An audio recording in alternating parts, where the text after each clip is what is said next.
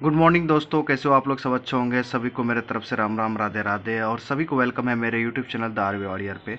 तो आज हम बात करेंगे how to prepare RRB PO mains with another pre exams. देखो आपके जितने भी, अब देखो आरआरबी पीओ का मेंस होना है, आरआरबी क्लर्क का मेंस होना है, और उसके साथ आपके आईबीपीएस क्लर्क के प्री भी है, और आईबीपीएस पीओ के प्री होंगे, और बीच में एसबीआई क्लर्क घुसेगा। मतलब आपके मेंस और प्री को अब साथ में लेके चलना है। तो इसमें आपका क्या होगा, आप जैसे लाइक पहले 4 घंटा पढ़ते थे, 5 घंटा पढ़ते थे, उसमें आपको अब इंक्रीज करना पड़ेगा टाइम्स आवर को। तो सबसे पहले देखिए, यहाँ पे मैं मल्टीपल जैसे एग्जाम्स होते हैं उसकी प्रिपरेशन की बात नहीं कर रहा हूँ। मैं सिर्फ यहाँ पे बैंकिंग एग्जाम की बात करूँगा, उसके हिसाब से आपको प्रिपरेशन है। बहुत बच्चे क्या करते हैं, बैंकिंग और एसएससी दोनों साथ में कर रहे हैं, तो वो टाइम मैनेज नहीं होगा अब यहाँ पे। और आप लगता है कि बैंकिंग ही सिर्फ करना है, तो आपको बैंकिंग ही करना चाहिए अभी। तो उसके हिसाब से पहले बैंकिंग में क्या क्या आता है उसके बारे में डिस्कस कर लेते हैं। पहले ये सब छोड़ दीजिए, पहले देखते हैं। पहले रीजनिंग आती है, और आरआरबी पीओ मेंस में क्या आती है, इंग्लिश और हिंदी आती है, मैथ्स आती है, कंप्यूटर आता है, और जी आता है। तो अब देखिए, ये हो गया। और उसके अलावा सबसे पहले नीचे पहुंचते हैं, तो आपको टाइम डिस्ट्रीब्यूशन कर रहा है। मैंने क्या बोला आपको, थोड़ा सा यहाँ पे टाइम आपके डेली बेसिस में बढ़ाना पड़ेगा। तो 2 आवर्स आप जीए दीजिए। आप जीए को अवॉइड मत कीजिएगा, ठीक है, क्योंकि जीए का जो रोल है वो बहुत इंपॉर्टेंट है, ठीक है, ये मत भूलिएगा। क्योंकि जीए आपको देना पड़ेगा। आप 1 घंटा 1.25 घंटा डेली वीडियो देखिए, और आप वीकली रिवीजन स्टार्ट कर दीजिए। टारगेट वीकली ही कीजिए, आप एक मंथ का एक बार मत उठाइएगा, ठीक है। जैसे कोई मंथ है तो उसको वीकली बेसिस पे उठाइए, या डेली बेसिस को पढ़ना है तो उसके 6 या 7 डेज का करंट एक बार में लीजिए, और 1-2 दिन में ख़त्म कीजिए। इस तरह से ही ख़त्म होगा, ठीक है। और मैं आगे बताऊंगा अभी इसमें, ठीक है। 1 आवर आप कंप्यूटर के दीजिए अच्छे से। मैं कंप्यूटर का आगे डिस्कस करूंगा कहाँ से, पहले मैं टाइम डिस्ट्रीब्यूशन बता रहा हूँ आपको, ठीक है।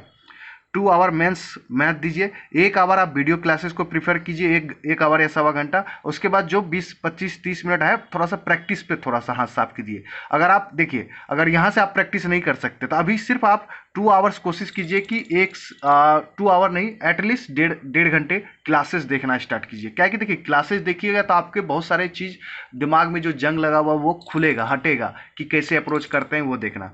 और 2 आवर्स मेंस रीजनिंग देखना स्टार्ट कीजिए। अभी रीजनिंग में भी बात करेंगे किसका देखना चाहिए क्या नहीं देखना चाहिए, ठीक है। काहे कि आप मेंस देखिए, आप देखेंगे तो प्रैक्टिस वहां से भी होगा। ऐसे नहीं कि इंडिविजुअल कहीं से भी प्रैक्टिस करें। आप वीडियो देख रहे थे, ऑब्वियसली प्रैक्टिस कर रहे हैं, फिर आप टेस्ट भी देंगे तो वहां से भी प्रैक्टिस होगा। मैं सिर्फ अभी टाइम डिस्ट्रीब्यूशन बता रहा हूँ। और इंग्लिश और हिंदी के लिए आपको क्लास देखिए, इंग्लिश तो बहुत लोग प्रैक्टिस कर रहे हैं, और हिंदी को बहुत लोग हल्के में ले रहा है कि अरे हिंदी तो मैं बोलता हूँ, मगर भाई हवा नहीं लगेगा हिंदी एग्जाम में, डिस्क्वालीफाई हो जाओगे। बहुत बेकार होता है इनका हिंदी। आप जो मॉक में देते हैं ना, उससे भी भयानक आता है। तो इसके लिए आपको क्लास व्लास देखिए। इसका क्लास आर बैंकर्स अड्डा पे करवाया। और कोई हाँ, एक एक और काम होगा जो कि आप लोग के आपको मतलब चूतियापा बनाया जाएगा। एग्जाम जैसे ही 10 दिन बचेगा तो आप बोलेगा हमला करते हैं, 10 दिन एकदम मैराथन चलेगा हिंदी। वो 10 दिन से कुछ नहीं होने वाला। आप अभी से टेस्ट दो, प्रैक्टिस करो, और आप अड्डा पे आप सर्च कर लेना यूट्यूब पे कि हिंदी फॉर बैंकिंग एग्जाम, वो प्लेलिस्ट आएगा 30 से 40 क्लासेस का, आप वो देख लेना, ठीक है।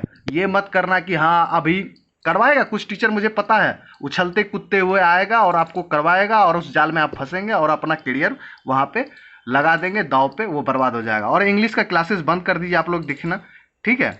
फिलहाल जो मेंस का देखिए, आप जितना प्रैक्टिस करेंगे इंग्लिश, आप देखिए आप 6 महीना से, 4 महीना से, 5 महीना से देख ही रहे हैं इंग्लिश। अब आपको जरूरत है प्रैक्टिस करने की। ऐसा नहीं कि कोई एग्जाम के लिए अब करवाएगा, ठीक है। आप बस देखिए, मैंने ये बोल रहा हूँ कि आप इसको गलत इंटरप्रेट मत कर लेना, ठीक है। मैं ये बोल रहा हूँ कि आप 6-7 महीना से देख रहे हो। अगर आपने नहीं देखा है तो आपको देखनी चाहिए इंग्लिश क्लासेस। अगर आप देख रहे हो 6 महीना 7 महीना से, तो आपको इंडिविजुअल प्रैक्टिस करना चाहिए, बस प्रैक्टिस करना चाहिए। बट इसमें ये जो ऊपर ये 4 सब्जेक्ट है, इसमें आपको क्लास भी देखना है, ठीक है, ये वाला, ठीक है, टाइम ड्यूरेशन में।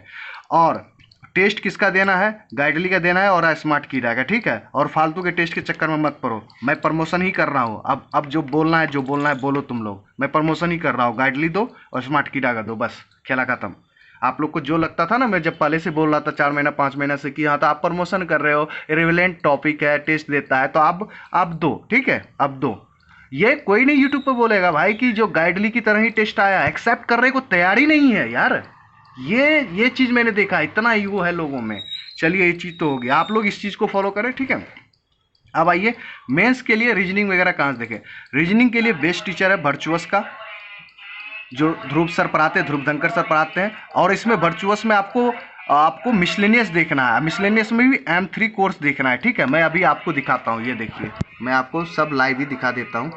ये देखिए, इसमें जाइए प्लेलिस्ट में, ये M3 कोर्स बना हुआ ना, ये देखिए जहाँ पे एरो जा रहा है, ये M3 79 वीडियो क्लासेस। इसमें आपको मैक्सिमम 20 से 30 क्लासेस देखना है मेन से पहले। तो आपके देखिए M3 में पजल्स भी है, और आपके मिसलेनियस वाला दिखा देता हूँ, 1 मिनट रुक जाओ।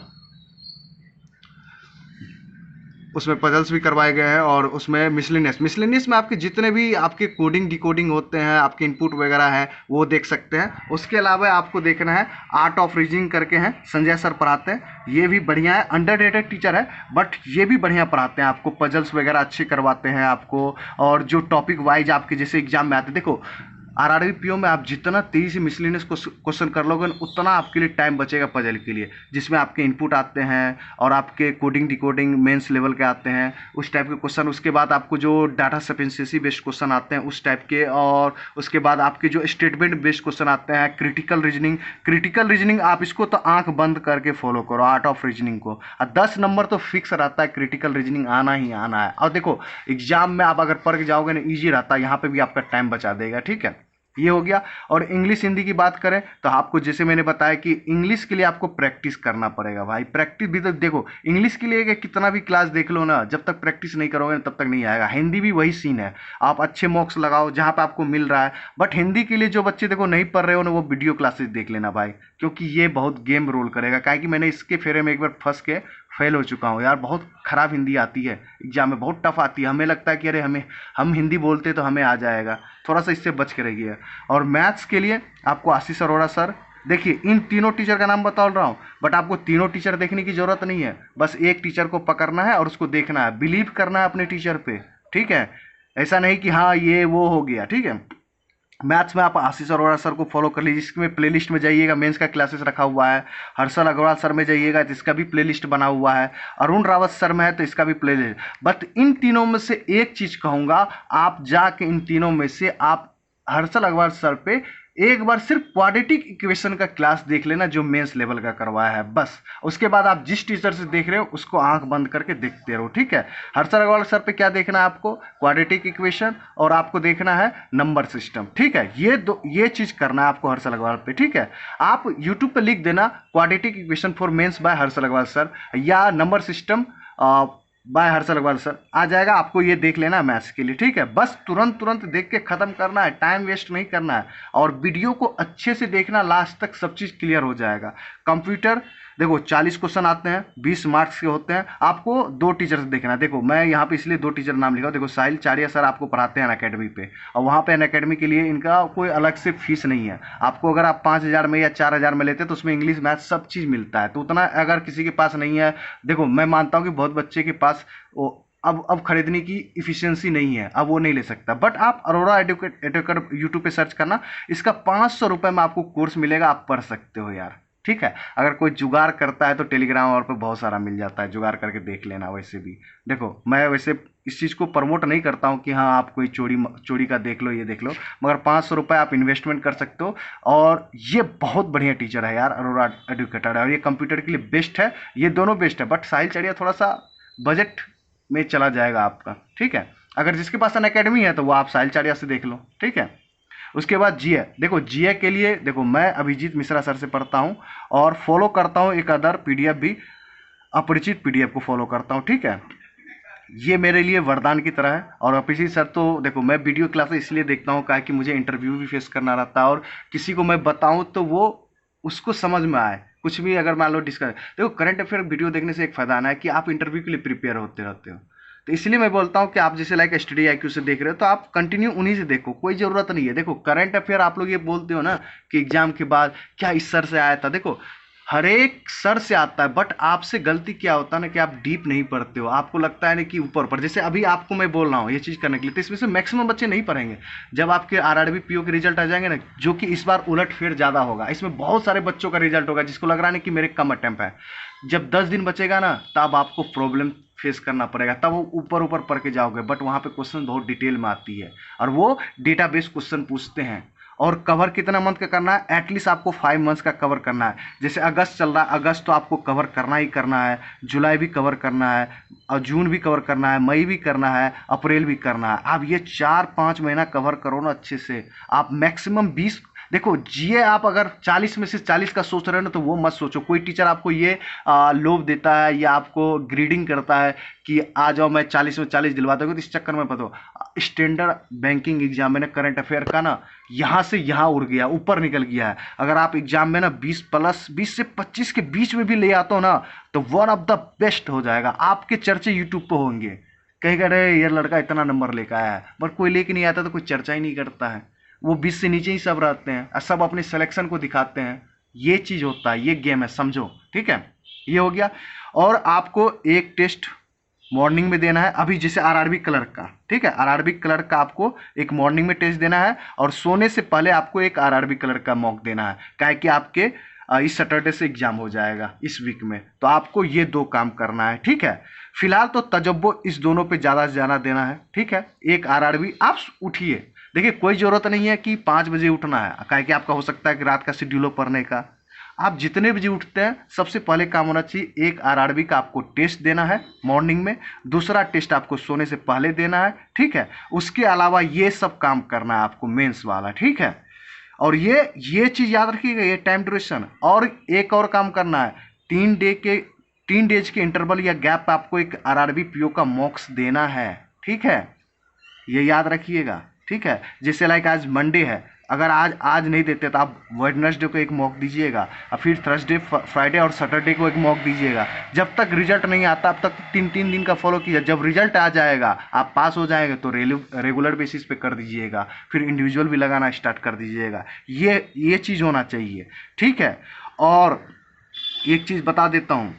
ठीक है, ये ही चीज़ करना है और कुछ मत करना है। और अपने टीचर पे बिलीव रखिए, ये सब चक्कर में मत फंसिए कि हाँ इसके क्वेश्चंस आ रहे हैं, इसके क्वेश्चंस नहीं आ रहे हैं। देखो आरआरबी पीओ दे के जब आओगे ना, तो आपके एक ही बच्चे का मैथ में बढ़िया मार्क्स रहता है, सबके मार्क्स नहीं होते हैं। मगर इस चीज़ में मत हो, जो आपकी स्ट्रॉन्ग पॉइंट है उस पर ज़्यादा से ज़्यादा फोकस करो। लाइक आपकी रीजनिंग बहुत बढ़िया है तो रीजनिंग को अच्छा और करो। लाइक कंप्यूटर बढ़िया है, जीए बढ़िया है तो उसको और अच्छा करो। देखो मेंस एग्जाम में 2 ही सब्जेक्ट फैक्टर करता है, सब सब्जेक्ट फैक्टर नहीं करता है। अगर आपको लगता है कि मैथ्स थोड़ा बहुत वीक है तो आप इतना कर लो कि हाँ 15-16 नंबर मेंस में निकल जाए, बहुत है। मगर आपका रीजनिंग में अगर लग रहा है कि अच्छा है तो रीजनिंग को इतना अच्छा कर लो कि 40 में से 30 प्लस नंबर आए। तो ये अप्रोच होना चाहिए, नहीं कि अरे यार उनके मैथ पढ़ा रहा है तो उनसे आ रहा है तो चले गए, वैसा मत करना। आपसे मैथ नहीं बन रहा है तो मत करना।